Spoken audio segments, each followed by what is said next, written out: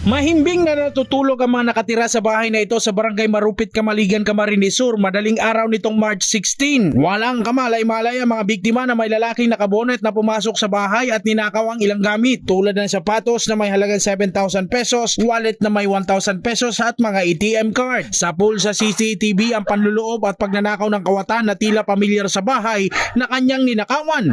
Napag-alaman na nagtatrabaho ang suspect sa bahay at nagkakabit at nagkukumpuni ng bintana at grills ng bahay. Itong harong po kang biktima at tiglaw kang denabistadong persona. As in, iyo po yun nag-viral man po nga ni sa social media na pinost kang ama kang biktima, dakulang tabang man po yun isa mo para maano sa suspect.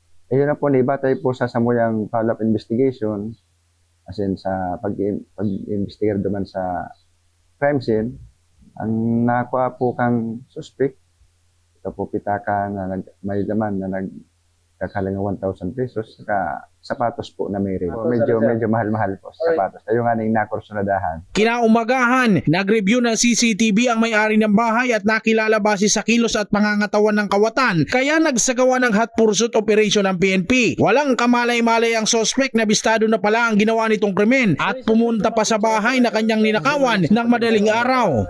Hindi pong suspect, nagkakapirangal daw ng nagtatrabaho sa harong kang biktima. Bali, hindi po nag-i-install kang window grills as in bintana sa harong kang biktima.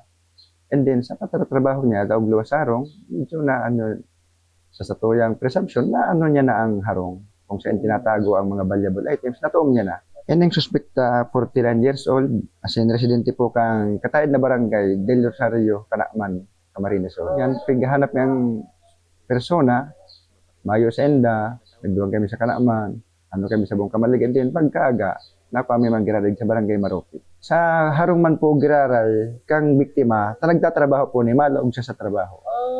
Ngunyan, pag abot naman, hinalat mi, pigdakop mi na, kunwari matrabaho, para dairisa. Nasampahan na at naharap sa kasong robbery ang suspect. Paalala ng PNP sa publiko. Maging mapagmatsyag po kita sa mga tao sa palibot, kung may bago kitang lagon, maging aware po kita sa enda.